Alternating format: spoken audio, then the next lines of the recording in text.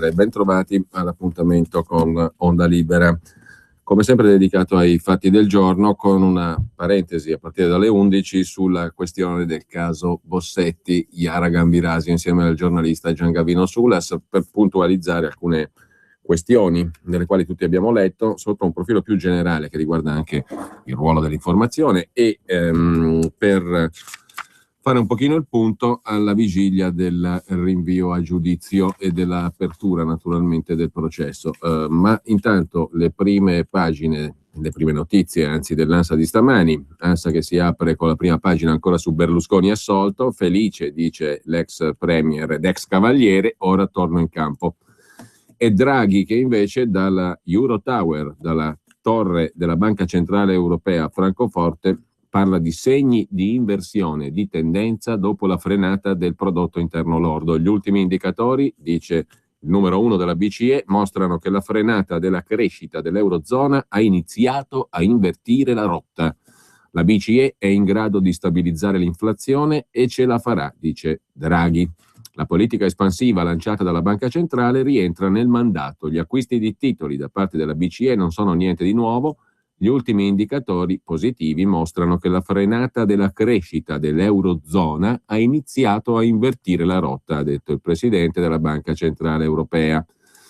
Sempre poi dal primo piano dell'agenzia ANSA è chiaro che se alle regionali si va divisi si agevola chiunque altro sia un competitore. È il pensiero di Flavio Tosi dopo l'uscita dalla Lega. Su Matteo Salvini commenta: non parlo di delusione, mi interessa essere coerente, dice Tosi. Mentre un orrendo fatto di cronaca, racconta l'Ansa da Napoli, ancora in maniera molto scarna. Shock a Napoli, violenta il figlio undicenne e lo vende sul web. Arrestato, scovato dai vigili urbani che gli tendono una trappola in rete. Per un anno ha violentato il figlio di 11 anni e poi ha diffuso le immagini del rapporto sessuale in rete, proponendo il ragazzo via web a eventuali pedofili. È la storia scoperta a Napoli, di cui riferisce il quotidiano napoletano Il Mattino, dalla polizia municipale che ha arrestato un uomo di 44 anni e che riporta ad alcune delle pagine più crude della pelle di Curzio Malaparte, a dire il vero. Mentre sempre dalla cronaca, primo piano dell'Ansa di stamani, soldi per lavorare in regione, arrestato dai carabinieri di Torino, decine le persone raggirate. Prometteva un sicuro posto di lavoro in regione Piemonte, chiedendo in cambio somme di denaro per oliare gli ingranaggi. L'uomo si spacciava per amico di un funzionario regionale, è stato arrestato dai carabinieri di Torino. Si era appena fatto consegnare da 2 disoccupati 530 euro in cambio della raccomandazione. E infine il sondaggio periodico dell'ANSA, dell'Istituto Piepoli, sul partiti politici, situazione stabile, lieve progresso del Movimento 5 Stelle. Situazione sostanzialmente stabile, lieve progresso del Movimento 5 Stelle, altrettanto lieve calo di Sinistra, Ecologia e Libertà, è ciò che emerge dal sondaggio settimanale per l'ANSA dell'Istituto Piepoli. Il quadro complessivo delle intenzioni di voto prevede un Partito Democratico al 38%, SEL al 4%, Forza Italia all'11%, Nuovo Centrodestra al 4%, Fratelli d'Italia 3,5%, Lega Nord 16%, Movimento 5 Stelle 17,5%, campione di 1.000 persone rappresentative della popolazione italiana fra maschi e femmine dai 18 anni in su. Questo per quanto riguarda l'agenzia ANSA. Per quanto riguarda invece una delle notizie che abbiamo dato stamani, ovvero la questione della Cassa Depositi e Prestiti che mette 8 miliardi in Europa, però ci dice che tornano indietro, la questione è affrontata sul quotidiano La Notizia, lanotiziagiornale.it, da Raffaella Salato. E le cose stanno un po' diverse da come ce le raccontava Repubblica stamattina. Partito il fondo strategico dell'Unione Europea, daremo più di quanto avremo. Messi 8 miliardi dalla Cassa Depositi e Prestiti con un meccanismo burocratico che resta infernale. È la somma della peggior burocrazia europea e di un inganno. Il cosiddetto piano Juncker, del quale potete leggere sui giornali di stamani, e che promette di investire 315 miliardi di euro, ha ricevuto ieri il via libera politico al regolamento. Accedere al nuovo fondo strategico sarà però difficilissimo E a conti fatti i soldi messi veramente sul piatto sono pochissimi. Se non ci fosse la Banca Centrale Europea a far politica monetaria, ci sarebbe ben poco dell'ottimismo che sta attraversando i mercati. Il fondo sarà gestito dalla Banca Europea degli Investimenti, la BEI, e prevede la partecipazione diretta degli Stati dell'Unione Europea non attraverso il versamento di quote nel capitale, ma attraverso la partecipazione delle banche nazionali di sviluppo ai progetti. In Italia questo ruolo è stato affidato alla Cassa Depositi e Prestiti, che impegnerà 8 miliardi. I tedeschi mettono le mani avanti, il processo di selezione dei progetti non deve essere politicizzato, altrimenti non ci sarà alcun coinvolgimento del settore privato, che resta il nostro obiettivo, ha detto il ministro delle Finanze Wolfgang Schäuble. Il testo approvato sarà ora la base per il negoziato col Parlamento europeo. Infine, il quotidiano La Notizia dà anche un'altra notizia, giusto appunto, ve lo ricordate? Genny a Carogna, torna libero, il GIP di Roma ha revocato gli arresti domiciliari per il capo degli ultra del Napoli. Genny a Carogna, torna libero, il GIP di Roma ha revocato gli arresti domiciliari per Gennaro De Tommaso. L'uomo era detenuto per l'inchiesta sugli scontri avvenuti prima della partita di Coppa Italia del 3 maggio scorso tra Fiorentina e Napoli, disputata all'Olimpico di Roma, nella quale perse la vita il supporter napoletano Ciro Esposito. Genny a Carogna, Gennaro De Tommaso, rispondeva di resistenza aggravata a pubblico ufficiale. E intanto, prima di aprire il capitolo dedicato alla vicenda Bossetti, qualche altra notizia del giorno. A proposito di economia e di industria, una società importante e gloriosa per certi versi nel panorama industriale italiano e lombardo specificamente, e legnanese ancor più specificamente, la Franco Tosi, passa di mano. Il nuovo proprietario, la Presezzi, ne dà conto stamani Il Giorno. A questo punto manca solo l'ufficialità per il passaggio alla Brianzola Bruno Presezzi della Franco Tosi Meccanica di Legnano. Per la storica azienda di turbine, che da oltre 1 anno e mezzo si trova in amministrazione straordinaria, è giunto il momento della verità. Fra pochi giorni si dovrebbe conoscere ufficialmente il nome della società che sarà la nuova proprietaria della storica fabbrica. La Franco Tosi, giusto appunto. Essendo una trattativa delicata e complessa, sono necessari tempi tecnici e quindi l'ufficialità sarà data fra qualche giorno, quando il Ministero per lo Sviluppo Economico ratificherà la decisione del commissario straordinario Lolli e del comitato di sorveglianza. Proprio dal parere di quest'ultimo deriverebbe l'ulteriore ritardo di qualche giorno nella decisione, decretando così la nuova proprietà della Tosi. Nulla è ancora stato deciso, ma quasi certamente i Brianzoli della Bruno Presezzi saranno i prossimi proprietari della Franco Tosi Meccanica. Fatturato superiore ai 50 milioni di euro, capitale sociale di 4 milioni e 130 dipendenti. Acquisendo l'azienda legnanese, la società Brianzola compirà un'operazione molto importante per le proprie casse. La sua offerta, oltre all'assorbimento di un totale di circa 210 dipendenti, la porterà a sborsare diversi milioni di euro nei prossimi 2 anni. È importante per gli scenari futuri anche dell'azienda storica legnanese. Presezzi e Tosi già lavorano a stretto contatto per alcuni impianti di cui i Brianzoli sono capocommessa, e l'acquisizione della fabbrica legnanese potrebbe consentire alla Presezzi di avere un maggior appeal anche nel panorama internazionale, vista l'ottima reputazione di cui gode il marchio Tosi. Tosi inteso come Franco Tosi e non il Tosi quell'altro di cui si parla in questi giorni. L'acquisto da parte della società di Burago Molgora getterebbe però un'ombra sul futuro di quella legnanese, scrive ancora Il Giorno, perché il rischio sarebbe quello che dopo i primi 2 anni la produzione venga trasferita fuori dalla città del Carroccio, cioè fuori Legnano. Su questo e altri aspetti saranno chiamati a confrontarsi la nuova proprietà e i sindacati pochi giorni dopo l'ufficializzazione della vendita della Tosi, che sembra ormai davvero essere a un passo dalla Bruno Presezzi. Da Legnano alla Brianza, insomma, è la peggiore ipotesi, la migliore tra le ipotesi di delocalizzazione, se proprio vogliamo. Ma a proposito di politica industriale, vi segnalo anche sul Foglio di oggi il pezzo di Paolo Cirino Pomicino, ministro democristiano, andreottiano, tutto quello che sapete a memoria sulla sua carriera politica. Il Però ormai da tempo Pomicino è un analista politico che si occupa quest'oggi della politica delle privatizzazioni, cioè perché vendere beni dello Stato in un periodo come questo. Oltretutto, scrive Pomicino, è un pessimo motore della politica industriale, la politica di privatizzazioni. Mantenere nelle proprie mani gli asset dello Stato non è dirigismo e Finmeccanica ha sbagliato a vendere Ansaldo che produce treni. Gli esempi francesi e tedeschi vanno in tutt'altra direzione. Ora, a prescindere dalla valutazione politica su Pomicino, uno potrebbe dire alla sua epoca c'erano le partecipazioni statali, cioè lo Stato imprenditore, e servivano per mangiucchiare, mettere a posto l'amico, il parente e via dicendo. In parte sicuramente servivano anche a quello, però è forse il caso, visto che sono passati un paio di decenni dalle famose privatizzazioni degli anni 90, di porsi in maniera molto razionale, molto fredda, a prescindere dalle valutazioni ideologico-politiche, un piccolo problema. Quella politica di privatizzazioni lì ha avuto successo oppure no? Si stava meglio quando c'era lo Stato padrone di determinati servizi e imprese o quando ci hanno detto che in nome della concorrenza e del mercato, in nome del quale poi si sarebbero abbassate le tariffe, sarebbe stata una meraviglia per i consumatori, si sono aperti appunto ai privati determinati servizi, non di rado peraltro cedendoglieli in blocco. È macroscopico il caso dei Benetton delle autostrade, ma non è l'unico esempio.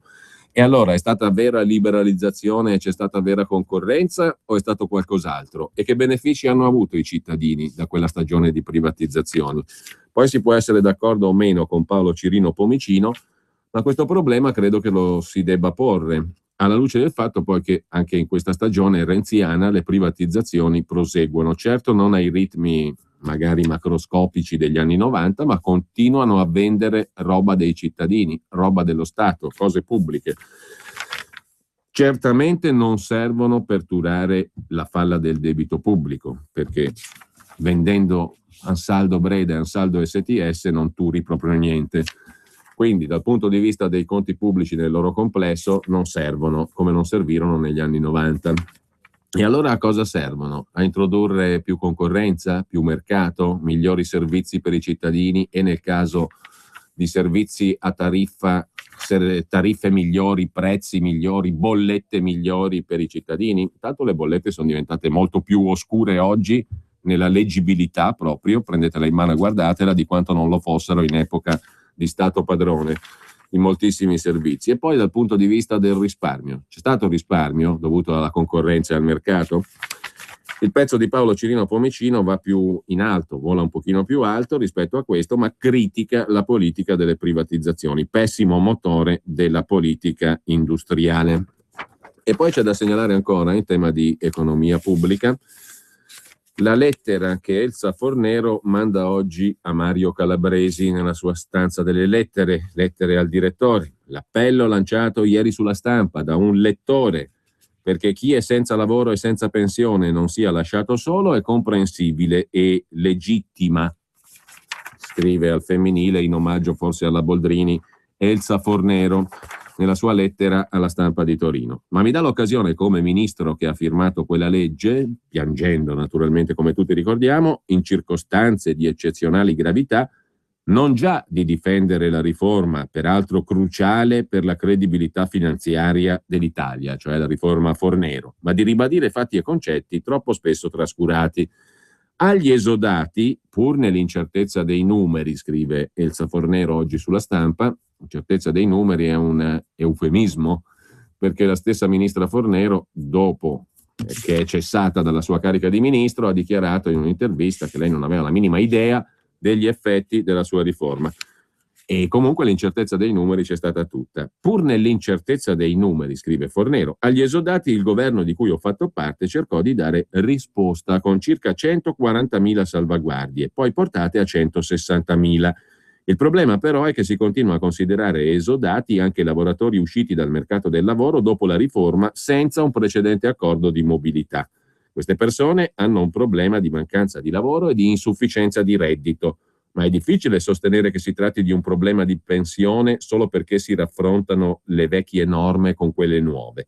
Si parla molto dei guai prodotti dalla commistione tra previdenza e assistenza, Ma come chiamare il ricorso al pensionamento anticipato, peraltro con pensione largamente retributiva e quindi superiore ai contributi versati, per persone con difficoltà occupazionali? Non si tratta di assistenza? Secondo, scrive Fornero, occorre interrogarsi se la pensione anticipata sia la soluzione giusta. In realtà in queste situazioni dovrebbe intervenire l'ASPI, l'Assicurazione Sociale per l'Impiego, introdotta dalla Fornero, che comprende anche l'aiuto alla ricerca di una nuova occupazione o di un reddito di cittadinanza. Terzo, a distanza di oltre 3 anni, la politica usa spregiudicatamente la riforma, utile per gli effetti sulla finanza pubblica, ma scomoda sicuramente per i cittadini. Sono solidale col lettore e a mia volta sconcertata dal cinismo di chi, anziché aiutare a far comprendere ai cittadini la necessità della riforma e trovare soluzioni eque per gli inconvenienti da essa provocati, li scarica totalmente su un precedente ministro, pur mantenendo la legge senza sostanziali modifiche. E qui credo si rivolga al governo Renzi e al presidente delle cooperative rosse e ministro del lavoro Poletti, Elsa Fornero, nelle lettere al direttore della Stampa Mario Calabresi. Pubblicità e poi apriamo la parentesi sulla vicenda Iara Gambirasio Bossetti con il cronista giudiziario Giangavino Sudas. Con Renault la bella stagione arriva prima. Con Beautiful Days per te, Renault Clio con 5 porte e clima a 9.450 euro e 5 anni di garanzia con finanziamento Finrenault. Info in concessionaria. Disponibile anche GPL con 500 euro in più. A marzo sempre aperti. Sono Bill Wright, consulente riduzione costi. Abbiamo un problema. La nuova Polo costa come la vecchia, ma in più unica della categoria, ha sistema anticollisione multipla e rilevatore di stanchezza di serie. Voi di Volkswagen lo sapevate? Sì. Allora voi avete un problema. Siete pazzi. Nuova Polo, ancora più tecnologica, ancora da 10.900 euro e con progetto valore Volkswagen tua da 129 euro al mese. Anticipo 2.285 euro, TAN 3,99, TAEX 6,48 fino al 31 marzo. Info su Volkswagen.it.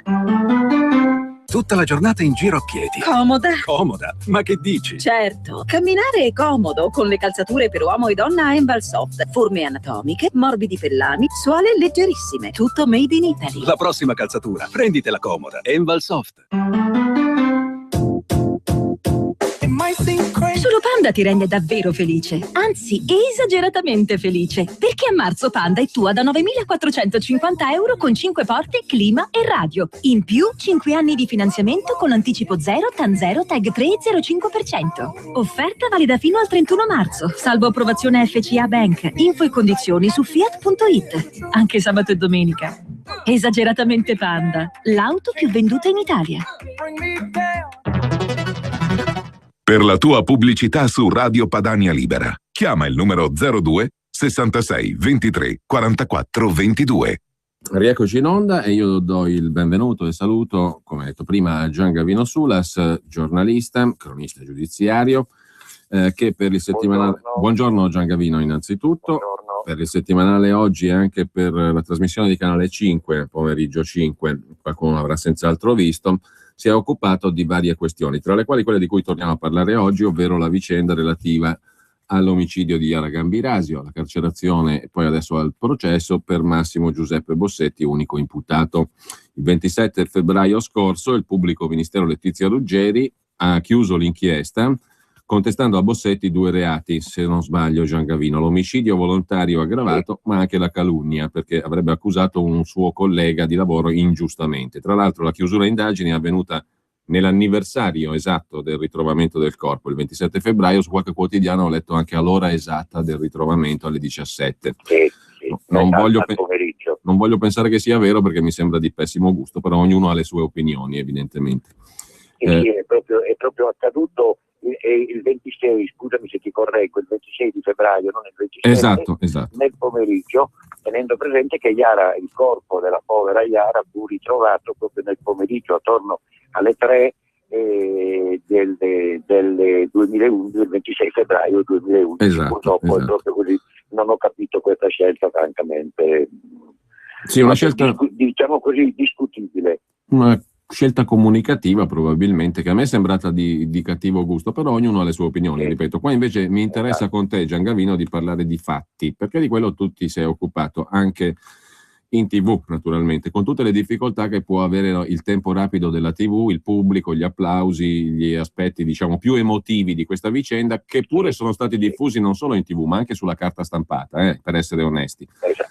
Allora, prima di entrare in questo capitolo, perché a me interessa proprio la tua competenza professionale, Gian Gavino, frutto di lunghi anni di lavoro, di una grande esperienza e anche di un approccio, diciamo così, ai fatti giudiziari che, permettimi un giudizio, non trovo molto comune fra i cronisti di giudiziaria in Italia.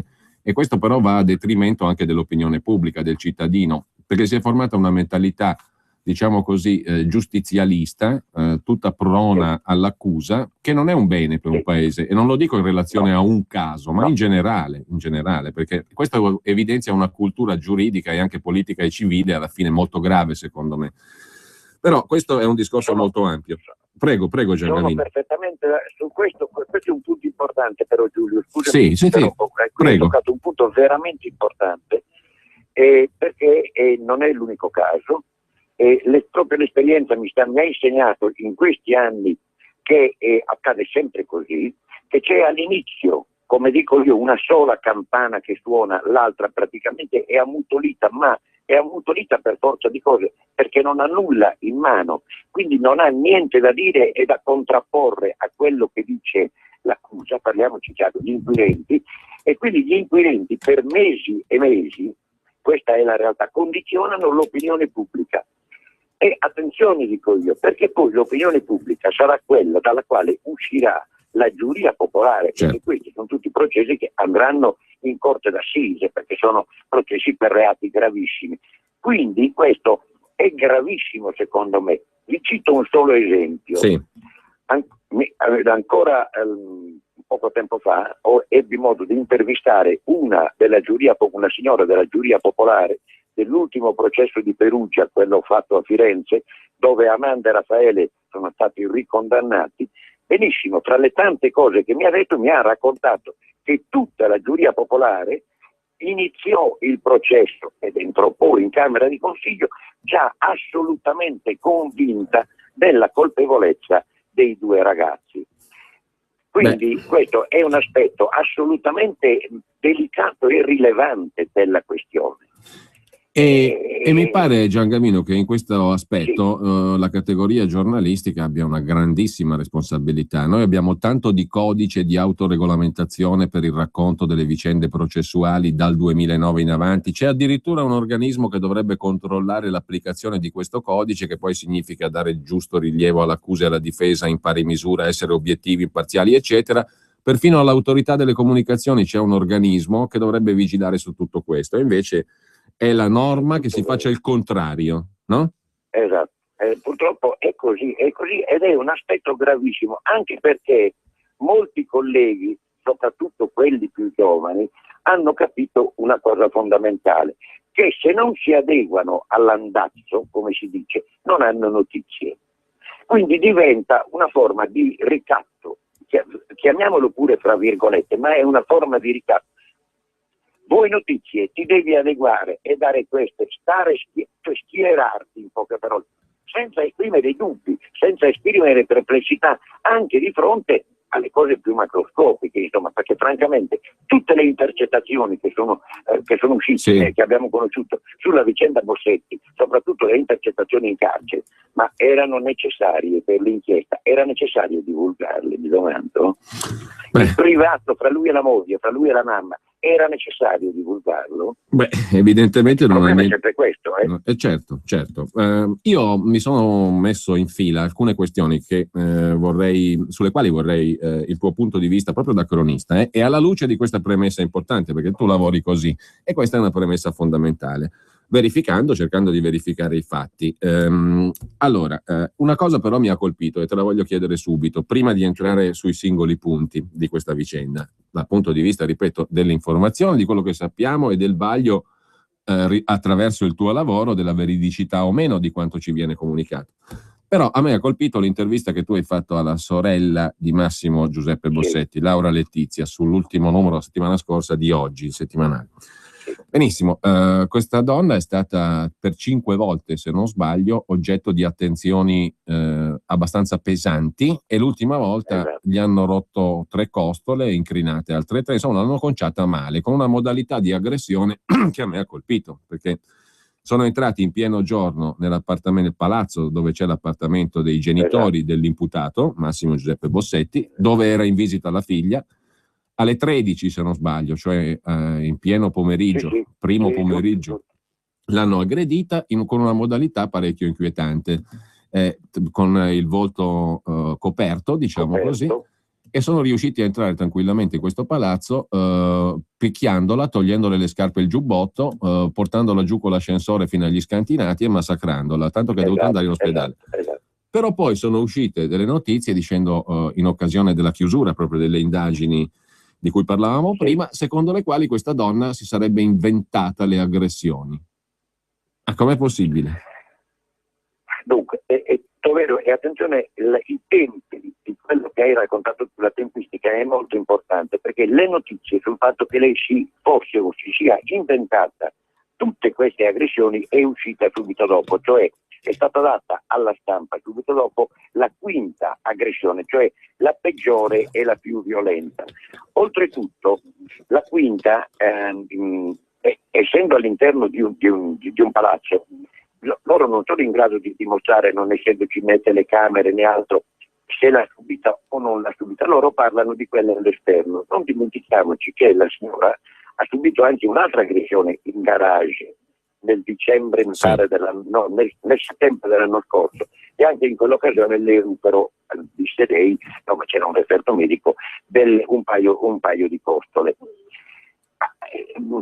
Voglio dire, un'inchiesta o delle indagini su queste vicende le vorrai fare o non le vorrai fare? No, ma io mi domando... Hai notato come queste notizie sono state tenute sempre basse, relegate in fondo alle pagine, e facendo capire chiaramente che c'era parecchia incredulità e soprattutto scetticismo.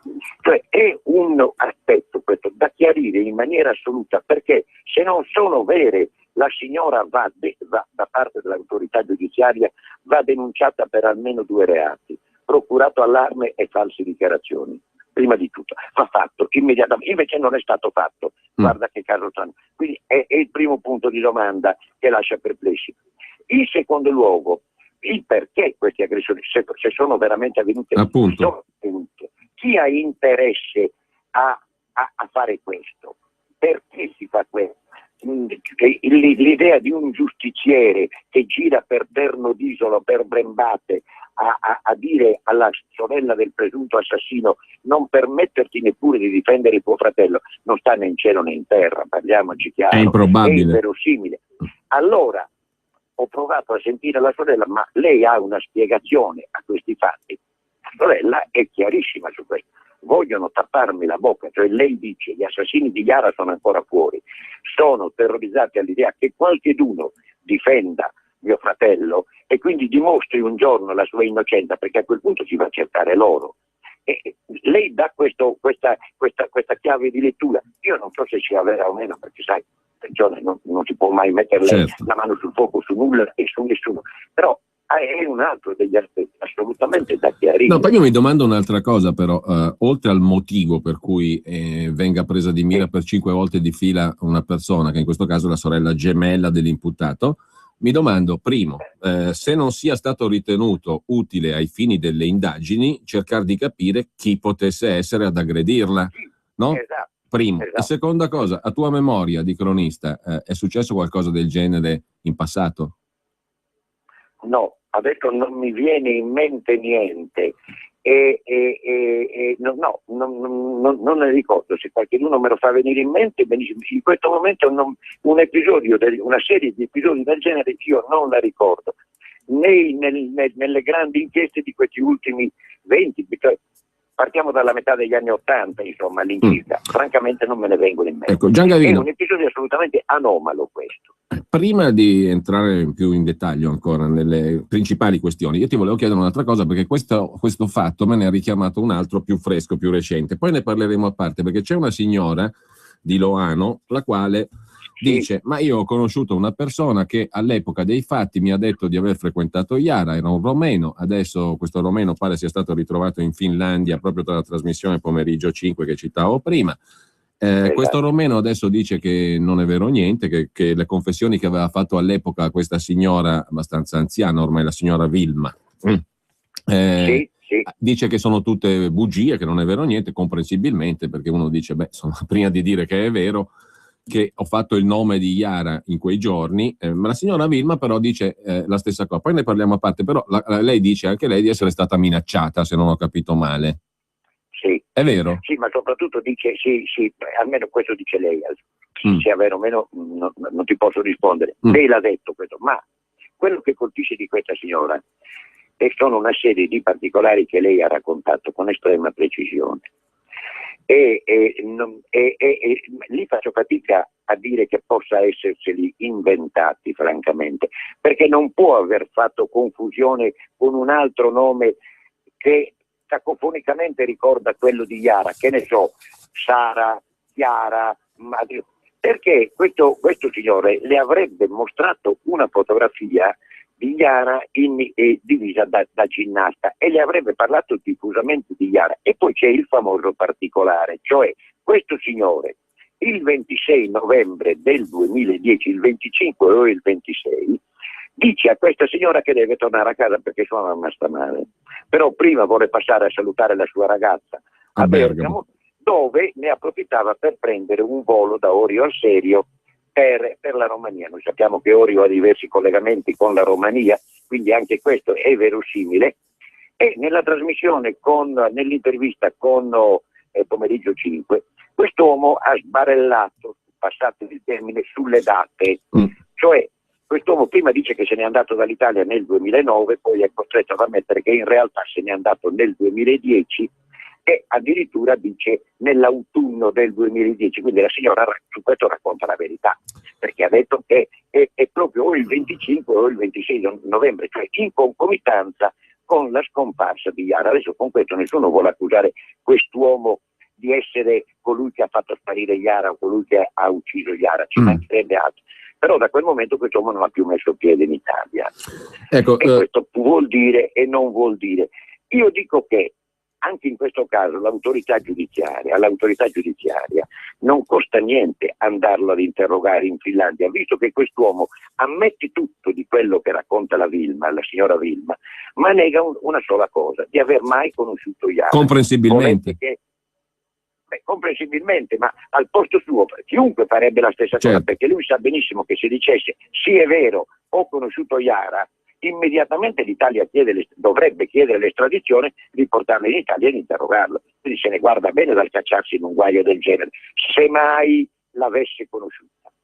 Mi sembra logico, no, o no? Non siete d'accordo su questo? Direi di sì, Giangavino. Tra l'altro, visto che siamo su questo punto, mi pare di aver capito anche che questo Livio, romeno oggi trentenne, appunto in Finlandia, come racconta la signora Vilma, affitta camere in Loano, che lo conosce nel settembre 2010. A un certo punto lui le parla di una fidanzatina minorenne, ma dice anche i suoi non vogliono che ci frequentiamo. Con ciò, diciamo, secondo il racconto della signora, lasciando intendere che i suoi, cioè i genitori della ragazzina, erano perfettamente consapevoli di chi fosse questo tizio, no? Dice anche che si chiama Yara, vado a Bergamo a salutarla, come hai detto tu, e il giorno dopo, quando la signora Vilma sente al telegiornale è stata rapita a Yara, e poi vede arrestare Fikri, il marocchino, va dai carabinieri e dice la sua storia, però dice la signora non mi credono. L'uomo fa confusione fra le date in cui ha lasciato l'Italia, perché ho sentito l'intervista, dice all'intervistatore sono andato via nel 2009, dopodiché dice no, in realtà nell'autunno del 2010. Poi c'è un'altra cosa che mi sembra così necessiti una precisazione, Giangavino, cioè il fatto che i giornali l'hanno scritto, è stata in realtà identificata una certa Damiana come la allora fidanzata di questo signore, Livio. Avrebbe 28 anni. E racconta lei, questa Damiana, e dice sì, ho avuto una relazione con questo Livio. Il 26 novembre ho chiamato numeri di telefono romeni, tra i quali quello di questo Livio, che era là, dice lei. Allora, tutto questo è stato verificato o no? È stato verificato secondo me parzialmente. Ma tutto questo, e questa è la parte più importante, viene scoperto dal pool dei difensori di Bossetti. Attenzione, perché di questa vicenda non ne aveva mai parlato nessuno, sono loro che vanno a scoprire questa signora che si era rivolta ai carabinieri e scoprono una cosa, che questo rumeno, questo muratore rumeno, aveva effettivamente un'altra donna, chiamiamo così, a Bergamo, che sarebbe questa di cui Damiana. la Damiana, di cui hai fatto il nome. A questo punto un investigatore privato va a cercare Damiana, questo è un particolare importante, va a cercare Damiana e le chiede informazioni. Damiana nega su tutta la linea, dice non lo conosco, non è vero niente, non sta al mondo questa roba che mi state dicendo. Ah sì, dicono loro, esibiscono un tabulato telefonico e dicono: e questa chiamata alle 2 del mattino fra lei e questo signore, come mai? Messa di fronte a questo, questa signora è costretta ad ammettere e a raccontare di aver conosciuto Livio. Vi basta? Ho capito. Vi basta? Ho capito. Ho capito. Quindi persino Damiana negava questo fatto. Messa di fronte all'evidenza dei fatti, ad una telefonata intercorsa fra loro due nel cuore della notte, è costretta a dire sì, effettivamente il mio numero, quella telefonata è durata tanto, ci siamo frequentati, eccetera, eccetera. Beh, se io conosco una persona normale, tra virgolette, non ho nessun motivo di negare la sua conoscenza, no? Esatto. Allora, Giangavino, io non so quanto tempo hai ancora, però io vorrei adesso ripercorrere con te in estrema sintesi le tante questioni. La più importante, allora abbiamo parlato di questo già che c'eravamo perché è un altro punto importante. E io ho la sensazione in generale che anche in questa vicenda ci sia un orientamento per cui certi fatti vengono, come tu dicevi prima, solo parzialmente verificati, andrebbero verificati fino in fondo invece, no? Per fare un'indagine corretta. Allora, la questione del DNA, perché all'inizio di questa vicenda c'è il DNA, che è la scienza assoluta, non c'è alcun dubbio, non c'è nessun tentennamento. Quell'uomo, Bossetti, ignoto 1, è lui, è appunto Bossetti. Tra l'altro, curiosità, perché ignoto 1? Presuppone che ci sia un 2 e un 3? Beh, ci sono, sì, allora, presuppone, perché lo presuppone? Per la semplice ragione che sui guanti di, come voi sapete, sui guanti di Yara sono stati trovati altri 2 DNA, altri 2 profili genetici. Uno certamente appartiene alla sua maestra di ginnastica, alla sua istruttrice, l'altro invece è un DNA maschile ed è un DNA di uno sconosciuto, non si sa a chi appartenga. Non solo, ma sui capelli trovati sul corpo di Yara compaiono altri DNA maschili di ignoti, ignoto 2, ignoto 3, ignoto 4, anche di questi non si sa a chi appartengano. Il ritrovamento di profili genetici sui capelli trovati sul corpo di Yara presuppone che queste persone abbiano avuto dei contatti con Yara negli ultimissimi istanti della sua vita. E lì si apre un punto di domanda. Bisognerà pur sapere a chi appartengano, di chi sono, di chi erano questi capelli che di solito si perdono durante una colluttazione, durante un'azione violenta, insomma. Ma la vera favola, anche questo è un settore non chiarito, non dico inesplorato, perché magari hanno tentato di esplorarla e non ci sono riusciti. Però questa è la realtà in questo momento. Però noi abbiamo... Tenendo presente che questo si deve per forza di cose sommare con la vicenda del DNA nucleare e del DNA mitocondriale. Esatto, questo è il punto. Quindi, allora tutto questo andrà pur chiarito prima o poi. Intanto abbiamo più ignoti e non solo uno. E secondariamente la traccia che lega Massimo Giuseppe Bossetti a Yara Gambirasio, trovata sugli slip e sui leggings, è una traccia una sola, mi sembra, no? Fondamentalmente sia quella che, che lega Bossetti al caso. È quella sul bordo degli slip. Ed è quella traccia la cui natura per i genetisti non è spiegabile, perché quando io trovo un uovo, questa è stata una metafora che abbiamo già usato, però trovo un uovo e dentro ci deve essere l'albume e il tuorlo della gallina. Non ci sono dubbi. Mentre io invece ho trovato un uovo con l'albume della gallina e il tuorlo dell'elefante, perché abbiamo un ignoto, un altro ignoto ancora in questa traccia. Certo, questo mitocondriale ritrovato, chiamiamo l'albume di quell'uovo, in realtà è somigliantissimo, è quello di Yara. Cioè sembra che questo mitocondriale l'abbia lasciato un figlio della mamma di Yara, perché come voi sapete il mitocondriale si trasmette per linea materna. Quindi se io lascio un mitocondriale simile a quello di Yara, vuol dire che sono fortemente imparentato con la mamma di Yara. E questa è la grande novità di questo mitocondriale. Il nucleare, loro dicono, è di Bossetti. Benissimo. Deve avere accanto a sé, collegato a sé, un mitocondriale che deve riportarmi Bossetti, alla mamma di Bossetti, certo, cioè alla Esther Arzuffi. Sì. E invece mi porta dritto, così l'hanno spiegato i genetisti, fior di genetisti, li avete avuti anche voi, il dottor Capra, eccetera, in trasmissione. I genetisti dicono questo mitocondriale porta alla linea materna di Yara. Come si spiega questo arcano? E questo è un grosso punto di domanda su quella che era stata considerata la prova regina, no? Altro che, certo. Allora, in tema di DNA, altro discorso. Il test del DNA lo fanno alla mamma di Bossetti nel luglio 2012. Poi vengono compiuti degli errori di comparazione, perché non si cerca non lo si compara con quello di Ignoto, ma lo si compara con quello di Yara. E qui, errori a parte, questo è stato clamoroso, Giulio. È stato clamoroso perché lì sono 532 profili genetici prelevati a delle donne provenienti dalla Valle Seriana, si mandano a Roma, credo all'Università Tor Vergata, e lì c'è uno scambio di flaconi, di provetti, chiamatelo come volete, insomma è un pasticcio gigantesco, perché si raffronta con un profilo genetico con il quale non doveva essere raffrontato, insomma, e per 2 anni si ferma tutto, perché altrimenti Esther Arzuffi doveva essere scoperta nell'estate del 2012, quale mamma di Ignoto 1, esatto. Però io mi faccio un'altra domanda, Giangavino. No, prego.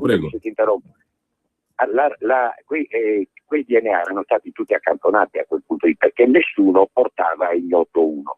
Se 2 anni dopo non ci fosse stata la reiterata confidenza di un confidente al maresciallo dei carabinieri di Clusone, del quale nessuno parla, poveretto, il quale va a raccontare: caro maresciallo, la vuole capire o no che la donna con la quale Guerinoni ha avuto una relazione si chiama Esther Arzuffi? E il maresciallo risponde: ma l'abbiamo già controllata, non insistere. E lui in bergamasco credo che gli abbia detto: ma ne siete sicuri? A questo punto infila una pulce nell'orecchio del maresciallo, il quale corre a Bergamo e va dal magistrato e dice: attenzione, così e così. Il magistrato si lascia convincere, per fortuna sua, e si arriva alla scoperta della Esther Arzuffi. Ma senza tutto quello che vi ho raccontato eravamo ancora nel campo delle 7 pertiche, insomma, delle 5 pertiche. Questa è la verità. Questo è il punto, è un altro dei punti di questa vicenda. Però la mia domanda era molto più, forse stupida, Giangavino. Cioè, nel momento in cui nel luglio 2012 fanno il test alla mamma di Massimo Giuseppe Bossetti, la signora Esther, possibile che suo figlio non lo viene a sapere? E quindi magari si mette in allarme se è lui l'assassino. Osservazione assolutamente giusta. Non solo suo figlio lo viene a sapere con certezza, perché la signora Bossetti, la signora Esther Arzuffi, si fa accompagnare al prelievo per il DNA dalla moglie di Bossetti. Quindi Bossetti lo viene a sapere per forza, perché è Marita che le dà un passaggio in macchina e l'accompagna lei, non so se mi pare a Ponte San Pietro o a Bergamo, e quindi per forza di cose Massimo Bossetti quel giorno lì, subito quel giorno lì, sa che sua mamma è stata sottoposta a prelievo per il DNA. Se sono io l'assassino comincio, diciamo, a preoccuparmi come minimo. Insomma, esatto. Non ci sono dubbi, insomma, su questo, ma su questo c'è una testimonianza precisa, riscontrata. Vanno in 2, Marita Bossetti e Esther Arzuffi, a questa operazione qua. Quindi Massimo Bossetti alla sera, quando torna a casa, non ci sono dubbi, e fa notare invece lui non l'ha ancora accertato. Allora, altro aspetto di cui siamo venuti a conoscenza, il furgone di Bossetti, ripreso poi dalle telecamere. Allora, punto primo, com'è che si arriva a dire che è proprio quello delle immagini video? Senza alcun dubbio. Abbiamo visto i calcoli che sono stati fatti, il coinvolgimento dei tecnici dell'Iveco, eccetera. Ma com'è il conto? Come si può fare un conto del genere con precisione, secondo te? Io qui non sono un tecnico e francamente non sono in grado di rispondere, però sto alla spiegazione che hanno dato loro, che hanno dato gli inquirenti, e dicono che hanno fatto con in mano questi filmati delle varie telecamere che mostrano questo furgone di questo colore, dicono bianco, in realtà è acquamarina, insomma il colore è acquamarina, e man mano selezionano, vanno alla ricerca di tutti i furgoni, i veicoli che girano per l'Alta Italia, e arrivano a restringere il cerchio fino a 5 furgoni, hanno raccontato. Di questi 5 furgoni, 4 conducenti o 4 proprietari hanno un alibi assolutamente inattaccabile, e resta quello di Bossetti. Questa è la situazione furgone, che la difesa francamente contesta. Anche ecco, Giangavino, poi c'è la storia di sé. Posso chiederti, abbiamo uno stacco pubblicitario, se puoi stare ancora qualche minuto con noi? Sì. Ti ringrazio. Io me ne scuso con te perché non abbiamo concordato prima i tempi, ma se puoi stare ancora con noi è meglio, così proseguiamo nel discorso dopo la pubblicità. Uno champagne non può costare come una bibita gassata. La qualità ha un prezzo, ma per fortuna non sempre. Per la tua auto con più di 4 anni scegli Ford Motorcraft Service. Cambio olio, filtro dell'olio, filtro dell'aria a €119. Scopri tutte le altre offerte su Ford.it. Da MediaWorld c'è il tasso zero in 10 o 20 rate. Ad esempio con il TV LG 55 pollici Ultra HD 4K a €999. Fino al 15 marzo. Messaggio pubblicitario, informazioni in negozio, Tane Tag 0%, salvo approvazione fin domestica. MediaWorld. Voglio il mondo. Ci sono tanti ma uno solo è realmente nuovo. Il nuovo da Opel. Nuova corsa Premium Class Innovations con Blind Spot Alert, vede dove tu non vedi, e Lane Warning che ti avvisa se ti distrai. Nuova corsa da €9.550. Scopri tutto su opel.it sabato e domenica.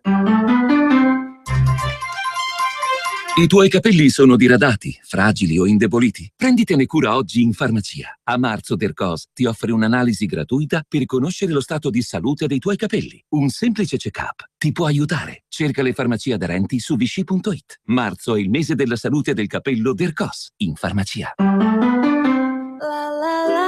Con Renault la bella stagione arriva prima.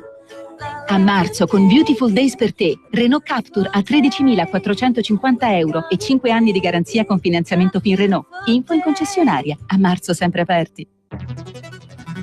Per la tua pubblicità su Radio Padania Libera, chiama il numero 02 66 23 44 22. Quando vuoi regalarti un esclusivo momento di piacere, non c'è niente di meglio di un buon caffè. Un caffè preparato con l'inconfondibile Caffè Padano. Caffè Padano, l'espresso buono come quello del bar. Bevi un caffè Padano e sostieni Radio Padania. Chiama subito il numero verde 800 08 68 69 e acquista una fornitura di Caffè Padano. La macchina del caffè è in omaggio, grazie a Radio Padania, la tua radio. Chiama l'800 08 68 69 e prova direttamente a casa tua l'inebriante aroma del Caffè Padano. E ricorda, chi beve Caffè Padano sostiene Radio Padania. Caffè Padano. Mai assaggiato un espresso così? Amici padani, ascoltate cosa può succedere a chi non ha installato Su e Giù. Ciao Luisa, ma cosa ti è successo? Ma lascia sta, per togliere le tende e lavarle sono caduta dalla scala? Ma come? Usi ancora la scala per lavare le tende? Ma non sai che esiste un sistema che fa scendere le tende senza usare la scala? Chiama il numero 02 36 51 64 40. Su e Giù per non cadere più. www.gmg-srl.net. Nella casa del futuro l'energia è pulita e la tecnologia diventa amica dell'ambiente. Laghi Alpini SRL propone a Busto Garolfo villini singoli e bifamiliari in classe A+, con costi energetici quasi azzerati. Una sintesi perfetta tra estetica, comfort ed efficienza per regalare agli acquirenti il sogno di un'abitazione veramente ecocompatibile. Per informazioni 0331 070 766. laghialpinisrl.it. Missione possibile, il trasloco della tranquillità. Se devi traslocare, la missione è possibile. Grillo Antonino Traslochi. Scopri tutti i nostri servizi su www.grilloantonino.it. Per la tua pubblicità su Radio Padania Libera, chiama il numero 02 66 23 44 22. Un nuovo modo per sostenere la tua radio. Visita www.radiopadania.net. Nella pagina principale troverai un pulsante Donazione. Ti basta un clic e potrai versare il tuo contributo volontario direttamente online. Potrai donare con ogni tipo di carta di credito, anche prepagata. Ti aspettiamo online su www.radiopadania.net. Sostieni la tua radio con il tuo contributo volontario. Radio Padania Libera. Diamo voce alla nostra gente. Allora, siamo di nuovo in onda e ringrazio Gian Gavino Sulas che è ancora con noi. Gian Gavino, sulla questione del video del furgone, che è stato un altro elemento molto forte, no, per l'opinione pubblica, perché in sostanza appare da quello che è stato diffuso dai carabinieri che per 2 ore, fra le 17.42 e le 19.51, e in mezzo c'è la sparizione di Iara, il furgone di Massimo Giuseppe Bossetti continua a girare in un paesetto piccolo al 26 novembre, siamo di sera, intorno sostanzialmente alla palestra dove Iara è andata. Però faccio un piccolo passo indietro. Iara è andata in quella palestra dove non doveva andare. Ha insistito lei per uscire di casa perché doveva andare la sorella a portare lo stereo alla palestra, no? Quindi questo però rafforzerebbe, diciamo, il fatto che l'aggressore, avendola vista per caso, continua a girare intorno finché non esce, no? Uno potrebbe girarla sotto molti aspetti questo fatto. È un'ipotesi, certo.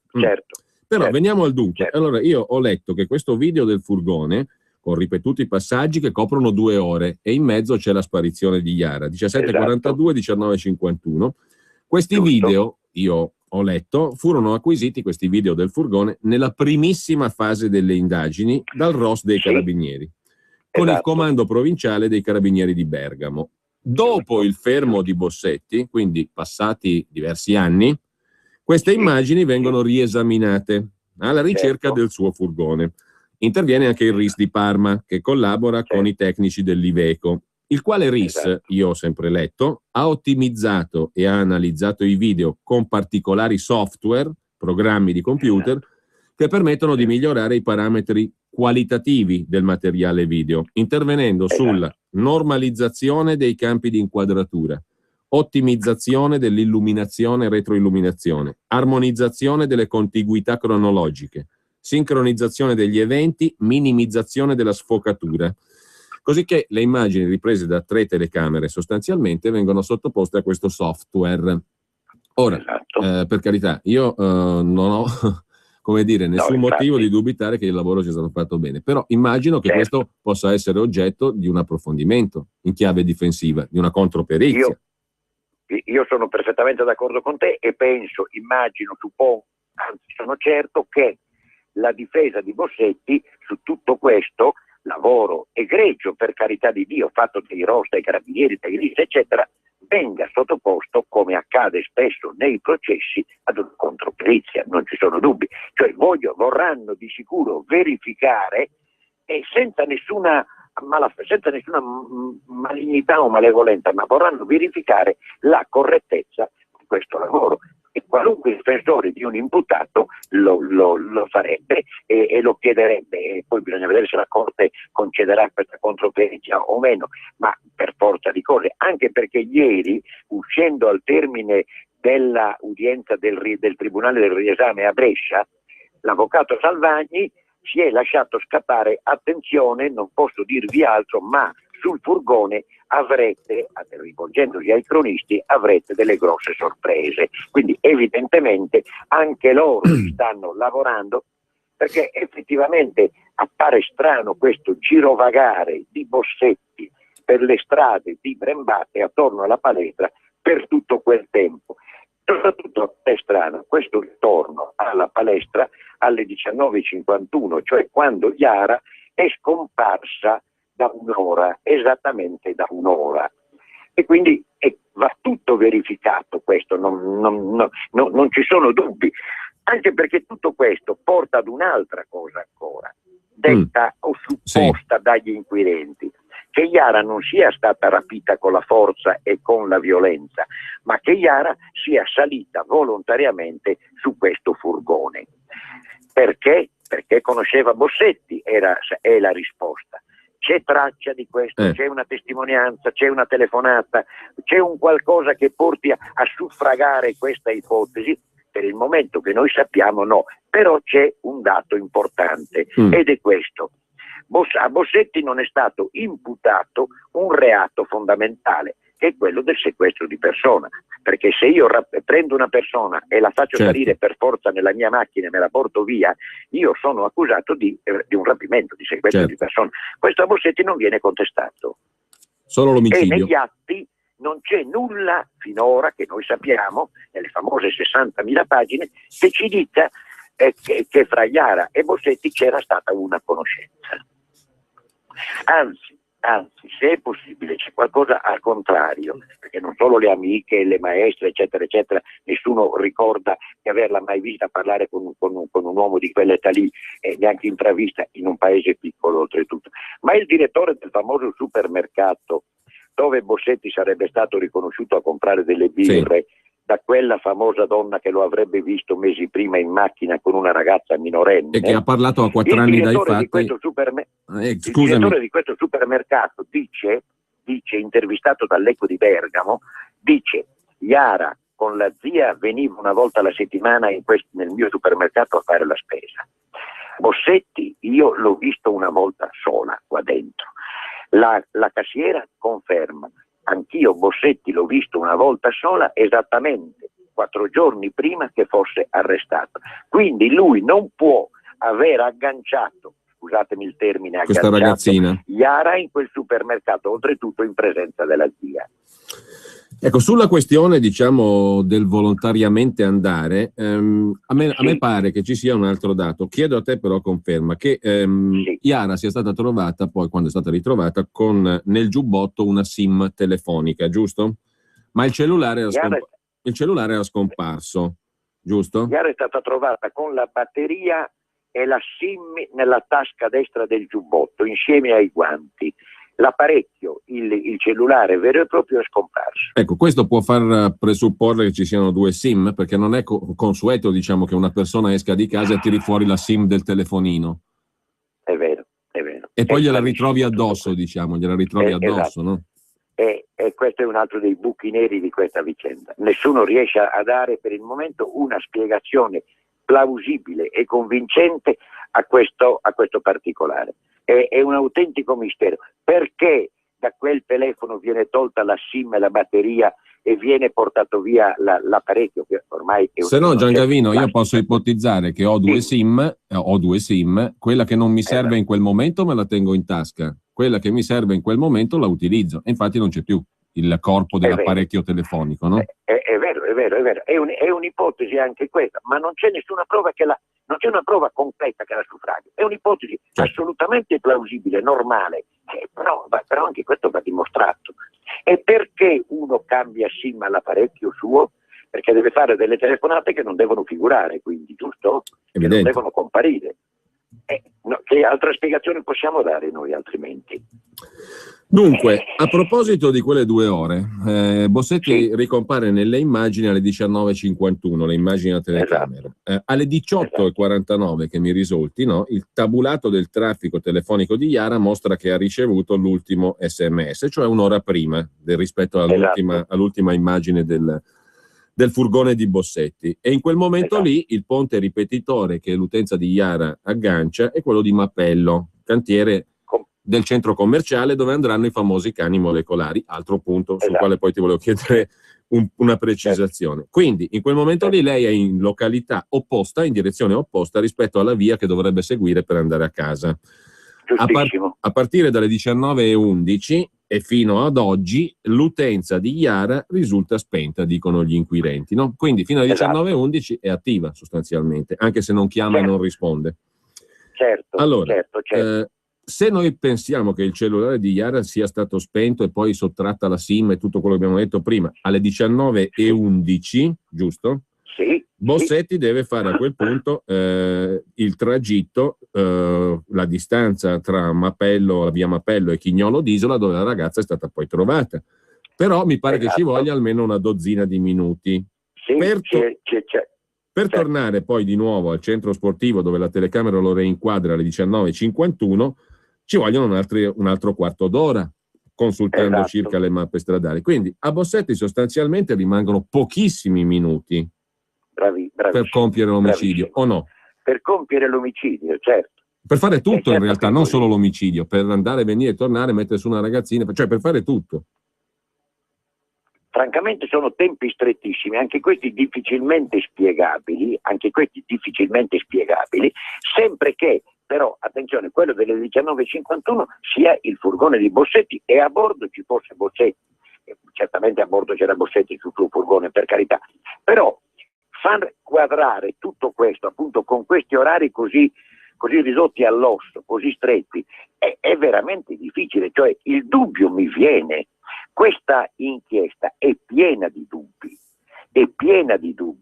anche perché quest'uomo, attenzione, non si limita chi ha rapito Yara al trasporto di Yara, ad abbandonarla sul campo e tornare indietro, ma in quel frattempo fra i due c'è una colluttazione violentissima, dove non solo Yara viene colpita al capo, ma poi viene ferita con ben 9 coltellate, e viene ferita con 9 coltellate che non lasciano tracce sui vestiti di Yara.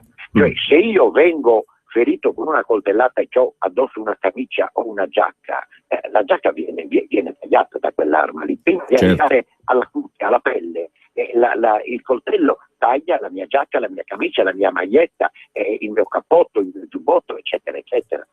Altro mistero quindi su questo. E tutto questo in ecco perché ci sono troppe cose che non quadrano, insomma. Ecco, tra l'altro, cioè, la sensazione che dovrebbero avere i cronisti, secondo me, e che almeno ho io, è che ci sia una chiusura nelle indagini, come dire, è questo, non c'è da pensare ad altro, non c'è da guardare ad altro, ho messo il paraocchi perché so di aver imboccato la strada giusta e non guardo mai né a destra né a sinistra perché forse non mi interessa guardare. Dopo 4 anni di indagini, cosa vuoi? Trovare un giorno un qualcosa, un particolare che sconvolge tutti gli occhi e devi fare il lavoro? Giangavino, qua però non sono particolari. Il nostro signor ministro, certo. Un commissario di polizia qualunque, annuncia al popolo italiano: abbiamo preso l'assassino di Yara. Ragazzi. No, ma certo, però siamo davanti a punti di domanda non piccoli, a dir la verità, non sono dettagli ininfluenti. Per esempio, ce ne sono 2 grossi ancora nella mia mente, io non riesco ancora a capire. Intanto è stato fatto il DNA al papà Giovanni Bossetti di Massimo Giuseppe, questo è stato fatto, no? Perché anche lì c'era stato un tira e molla inizio. Però ci sono 2 questioni grosse che io non capisco. I cani molecolari. Tu ce ne hai parlato già l'altra volta. Allora, questi cani molecolari vanno in un posto ben preciso nel cantiere di Mapello, che adesso non c'è più perché c'è un bel centro commerciale, l'ennesimo, che è il centro commerciale. Quella sera al centro commerciale, dove i cani andranno con sicurezza assoluta, c'erano solo 3 persone, giusto? Certo. Benissimo. Allora, come è che questi cani vanno proprio in un punto preciso del cantiere, dove ci sono i cavi elettrici? Perché? Hanno sbagliato. Ma come si fa a presupporre? Allora, la giustificazione che dà il pubblico ministero è questa: i cani la sera hanno sbagliato. Normale. Ti stiamo perdendo, Giangavino. Proviamo a richiamarti perché la comunicazione audio adesso è un pochino disturbata. Va bene. No, adesso ti sentiamo per esempio bene, non lo so, speriamo. Andiamo avanti allora. Ecco. Bene. Ecco. Cioè, la giustificazione che dà il pubblico ministero è questa: i cani hanno sbagliato. Benissimo, e tu tagli la testa al toro e quindi non se ne parla più. Però francamente anche qui si crea un enorme dubbio, anche perché fra questi cani uno di questi è considerato un fenomeno dalla polizia svizzera, arrivata in Italia per questo, ma soprattutto perché questi cani vengono usati, sono stati usati separatamente, quindi con tempi diversi e ciascuno per conto suo. Allora, se 3 su 3 prendono quella direzione, insomma, un dubbio mi viene. Se tutti e tre mi portano al cantiere, uno è vero che si ferma al cancello d'ingresso del recinto del cantiere, ma gli altri due entrano e di questi due uno mi punta dritto a quel famoso ricovero degli elettricisti polacchi e detto da chi era presente, non se ne andava più, diventava matto questo cane in quel posto lì. Allora, insomma, li usiamo perché ci crediamo e perché aiutano la giustizia e le inchieste, oppure lasciamo perdere perché se poi una volta che trovano qualcosa diciamo ma tanto hanno sbagliato, è tempo perso, no? Soldi è tempo perso. Ma soprattutto è un'affermazione apodittica, hanno sbagliato, perché non è dimostrabile. Esatto. E poi c'è un altro punto che mi ha lasciato perplesso anche dalla nostra ultima chiacchierata, Giangavino, cioè la vicenda del marocchino Mohamed Fikri, il quale lavora in questo cantiere proprio di Mappello dove vanno i cani, viene fermato in mezzo al mare come tutti ricordano, ci sono degli indizi contro di lui, tra le quali un'intercettazione in cui dice, sembra dire, Allah perdonami, non l'ho uccisa io. Poi parla di quel cancello, il famoso cancello che hai citato prima. Poi con la fidanzata dice, insomma, l'hanno uccisa, parrebbe dire, quando in realtà nessuno sapeva che la ragazza era stata uccisa, perché erano ancora i giorni della sparizione, non era stata ritrovata. La sua posizione alla fine viene archiviata, ma ci vorranno quasi 3 anni praticamente, no? Incredibile. È il numero dei periti, traduttori, consulenti, interpreti usato per capire 2 frasi a telefono dal dialetto marocchino, una cosa, scusatemi, ma dell'altro mondo. Mi pare che siano stati una trentina i consulenti usati per questa traduzione, egiziani, libanesi, tunisini, di tutto è entrato, cioè una cosa invereconda quella che è successa con le 2 frasi di Fikri a telefono. In quel momento però i carabinieri dicono che Fikri con quella telefonata dà 2 dati che loro ancora non conoscevano la prima settimana della scomparsa di Yara: il cancello del cantiere e il fatto che la ragazza fosse morta. Dice, noi questi 2 dati e come fa a saperli? Settimana non li avevamo minimamente. Come fa a saperli? Li fornisce Fikri a telefono. Poi inizia il grande balletto delle intercettazioni, che inizia in maniera assolutamente invereconda anche quello, perché quando Fikri viene interrogato dopo essere stato riportato in Italia dal famoso traghetto, viene interrogato dal pubblico ministero e dal GIP e dal pubblico ministero, e Fikri nega il senso di quelle frasi, il pubblico ministero cosa fa? Va per i corridoi della procura di Bergamo, i primi 2 tunisini che incontra in coda ad uno sportello li convoca in ufficio senza dargli nessuna qualifica e gli fa tradurre queste frasi. Questi 2 tunisini traducono queste frasi in maniera diversa da come erano state tradotte prima e il pubblico ministero chiede il proscioglimento di Fikri, cioè chiede al GIP che il fermo di Fikri non venga confermato 48 ore dopo la cattura di Fikri. Cioè un'anomalia francamente delle quali io non ho memoria delle inchieste italiane. Perché in questi casi qui si nominano 2 traduttori, 2 interpreti ufficiali, gli si attribuisce, gli si dà un incarico e sotto giuramento devono tradurre queste frasi. Non così, gente pescata per i corridoi della procura. Quindi Giangavino, anche su questo punto non è che noi abbiamo sgombrato tutte le nebbie e le ombre, no? No. Anche questo qua è un punto che rimane controverso, ma è possibile che sia tutto controverso in questa vicenda qui? È quello che lascia, capisci? È quello che lascia perplessi, è quello che lascia estremamente perplessi. È tutto discutibile, è tutto controverso e non abbiamo letto l'intero fascicolo, perché pare ce ne sia di tutti, pare ce ne sia di tutti i colori, insomma, in poche parole. Io non le ho lette tutte queste pagine, però ogni tanto sento qualcuno che ci ha messo mano e le sta facendo passare, insomma.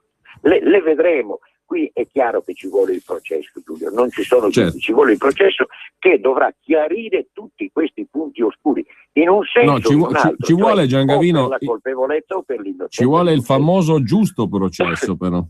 Esatto. Che non è scontato in Italia, non è del tutto scontato, diciamo.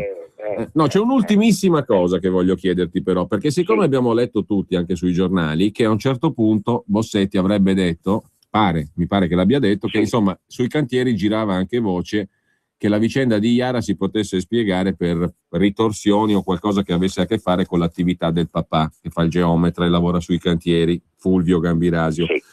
Nei 59 faldoni dell'inchiesta c'è anche un'annotazione, io l'ho letto, diciamo, non mi ricordo se sul Tempo o altrove, ma comunque su un organo di stampa, anche questo passaggio qui. C'è un'annotazione dei carabinieri in cui si evidenzia un messaggio telefonico lasciato dal signor Gambirasio il 30 novembre del 2010, a 4 giorni dalla scomparsa di Iara.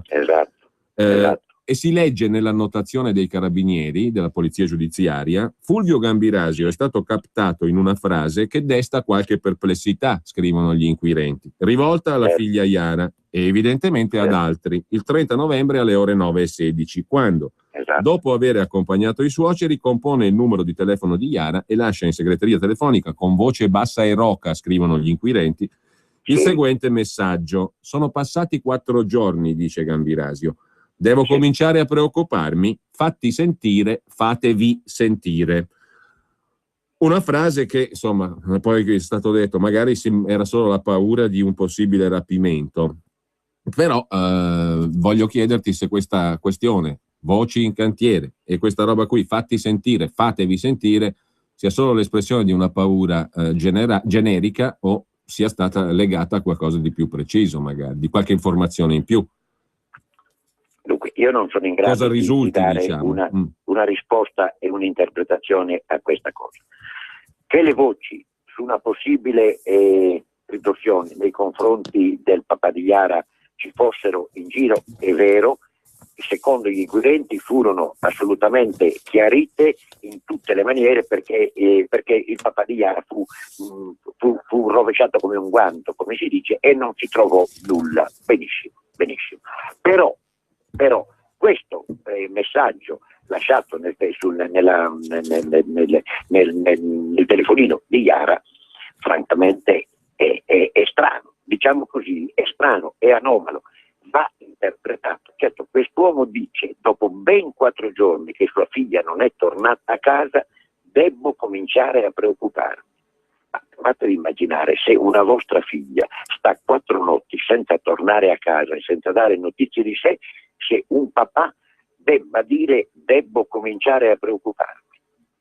Io francamente non voglio aggiungere altro. E poi dice questa famosa frase, fatti sentire, e la corregge, fatevi sentire. Io francamente lascio a tutti la libera interpretazione di questa telefonata. A me non so perché, ma mi viene in mente i suoi non volevano che ci frequentassimo. Lo so. Così al volo, magari, per carità. Lo so.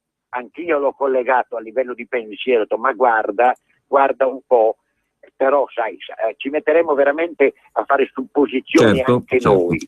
Io una risposta non ce l'ho. Rilevo soltanto la stranezza e l'anomalia di questa telefonata. Di più non possiamo dire, Giulio, sinceramente. Certo, no, per carità. Perché è troppo delicata a questo punto qui la vicenda. Attenzione, sono passati 4 giorni, non 4 ore. 4 giorni. 4 cioè, giorni. da 4 notti mia figlia di 13 anni non torna a casa a dormire e non mi dà spiegazioni, non mi dà informazioni, non so nulla. Mistero totale. Beh, Giangavino, io intanto ti ringrazio. Noi ci salutiamo qui. Punto, e veramente ti ringrazio come lettore, come cittadino, perché fare il lavoro che fai tu significa fornire un servizio a chi legge, a chi ascolta, perché poi si abitua anche a pensare, si abitua a pensare, a conoscere. È giusto che, secondo me, che cambiamo la nostra mentalità rispetto ai processi mediatici in particolar modo, e che facciamo l'abitudine a considerare le cose con una certa logica e con un certo buonsenso e con il rispetto dei fatti. Quello lì è il compito del giornalista e tu lo assolvi raccontando i fatti. Poi sta a noi usare il cervello. Io ti ringrazio. Grazie a Giangavino Sulas. Voi, Buon lavoro a te, Giangavino. Un saluto a tutti coloro che ci hanno seguito. E buon pomeriggio a tutti da Giulio Cainarca.